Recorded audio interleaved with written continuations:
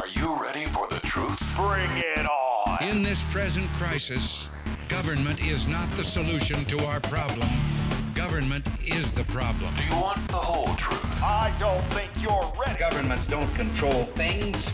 A government can't control the economy without controlling people. It's Crane Durham's Nothing But Truth. Here comes the truth. Shout out to Chris Woodward, Sagar Magani, and Chad Gronin and the crew over American Family News, onenewsnow.com, bringing you up to date on the Senate committee approving the resolution authorizing a U.S. strike on Syria and breaking down the votes. Bravo. As always, at the top of every hour, American Family News. They're there for you, and that's what you get with American Family Radio, AFR Talk. Why don't you say it like you're supposed to? AFR Talk. That's right. That's what you get. And you get programming, yours truly here. All programming from a Christian worldview and different styles, different focuses. But count on this. You're going to be well served. What about financial issues, Crane? What if I have financial issues? I'm glad you asked. Because right after you listen to Sandy Rios in the morning, you got Dan the Man Celia. I'm going to get Dan the Man on this week. I got to do that. Has it been the way for you all? Catching the week and thinking, okay, it's Tuesday. Nope, Wednesday. Yeah. Not necessarily a bad thing on occasion when that happens, but yeah, you have to accelerate some things. So anyway, I want you to know the lineup is here for you, and AFR Talk is here for you and bringing it home and doing a great job. Now, somebody else who was mentioned in the report at the top of the hour was Jeff Duncan out of South Carolina questioning John Kerry, in essence saying you're going to put the intoxication of the president in the Oval Office over your principles. It just took that, and it was a line of questioning that went back and forth. But here's another part to that exchange when Senator Kerry, well, we did get a mention of Benghazi and Fast and Furious. Roll it. And I am not going to sit here and be told by you that I don't have a sense of what the judgment is with respect to this. We're talking about people being killed by gas, and you want to go talk about Benghazi and Fast and Furious. Absolutely want to talk about Benghazi because 4 Americans lost their lives. I have sympathy for the people in Syria. And I do think there should be a worldwide response, but we should act cautiously. Yeah, well, before we act unilaterally. We are acting cautiously. Yeah. We are acting so cautiously that the President of the United States was accused of not acting because he wanted to have sufficient evidence and he wanted to build the case properly. It's been 15 days. Congressman, we go now Congressman, to Mr. Mr. Chairman, point of privilege here. This is important. I think this is important. I think it is important whether or not we're going into Syria in a way that the congressman describes, which I think most people in America don't want us to do. We don't want to do that. That's why the president has said no boots on the ground. Here's another quote from Senator Kerry, our Secretary of State.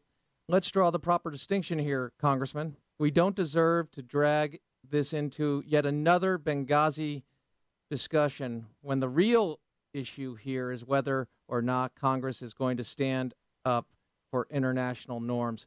So if I were debating this, so you'll stand up for international norms, not for dead Americans, including our ambassador?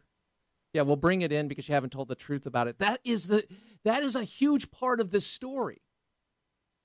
Now, whether you are for going into Syria or not, and not necessarily in the way it's being characterized, as I mentioned yesterday, we went through the fact that there are rebels that we can support. Unfortunately, they've been infiltrated, and a part of them are al-Nusra and other al-Qaeda-affiliated groups.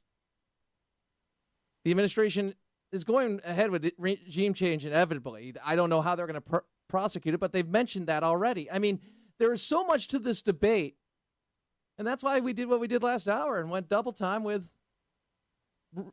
Bruce Thornton, and as well as phone calls, which I really appreciate, by the way. You can sound off on the Facebook.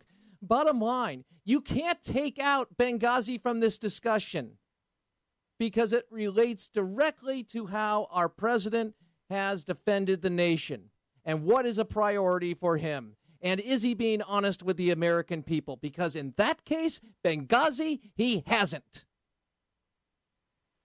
And I happen to believe that, yes, the evidence on Assad using, the regime using these weapons is, yes, it is accurate. I believe it is. So this is not saying, oh, lie. But we are dealing with a man who will lie to the American people about the deaths of 4 Americans. It kind of opens up anything, doesn't it? We are dealing with a man who doesn't seem to have a true north when it comes to the use of military force. Because when he starts talking about international norms and making sure, I want to focus on our national security, and I can make the case overall for a comprehensive plan in Syria. Not tonight. Don't have the time tonight. And it takes a lot more to it because it's not just about Syria. And it's about setting up a framework and prosecuting an overall war, not total war. And it's just the way the discussion has been framed. It's been framed by a bunch of infantile leftists that now have to run against what they said. President Obama said only an imminent threat would force the use of military force. In 2007, I went back and listened to a symposium in 2010 where John Yoo and Andrew C. McCarthy are going back and forth on the presidential powers and when to use it and when it's appropriate and what constitutionally does the person have. Well, they had a similar discussion in the Senate today, and I go now to, I'm jumping ahead, I need to go to cut number 7, I believe. And that would begin, I'm hoping that begins, yes, that would begin Rand Paul talking about how he was encouraged by the president at the beginning when it came to the president going to Congress before he took military action.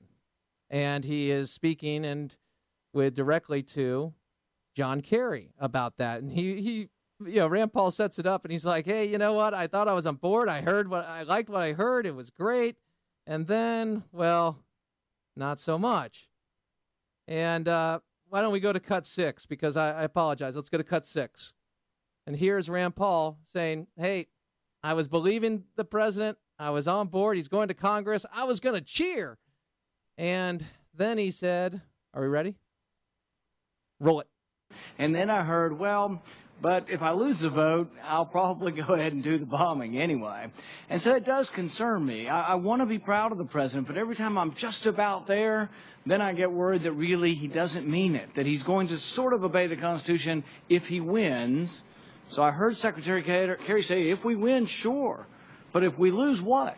I mean, make me proud today, Secretary Kerry. Stand up for us and say, you're going to obey the Constitution, and if we vote you down, which is unlikely, by the way, but if we do, you would go with what the people say through their Congress, and you wouldn't go forward with a war that your Congress votes against. Can you give me a better answer, Secretary Kerry? I can't give you a different answer than the one I gave you. I don't know what the president's decision is, but I will tell you this. It ought to make you proud because he still has the constitutional authority, and he would be in keeping with the Constitution. So, yeah, we'll have that discussion another time. I happen to believe he does, but also that power is checked by the Article 1 powers designated for Congress. That said, real quick point before we go to break, which is this. John Kerry talked about his military service, as well as John McCain's and General Dempsey's. John Kerry talking about his military service as he used to justify what he did when he came back and when he testified and lied about his fellow countrymen is disgusting. His behavior is disgusting. Phil Jennings, great book, Politically Incorrect Guide to the Vietnam War. Check it out. And another point to that, I think when people talk about their service, I believe you me, I say thank you very much. It's just, I also look at the actions of our leaders of how they treat their military, and part of that is defining their mission and giving them the resources and the rules of engagement to win. Brain Durham's Nothing But Truth. Pete Set next, AFR Talk.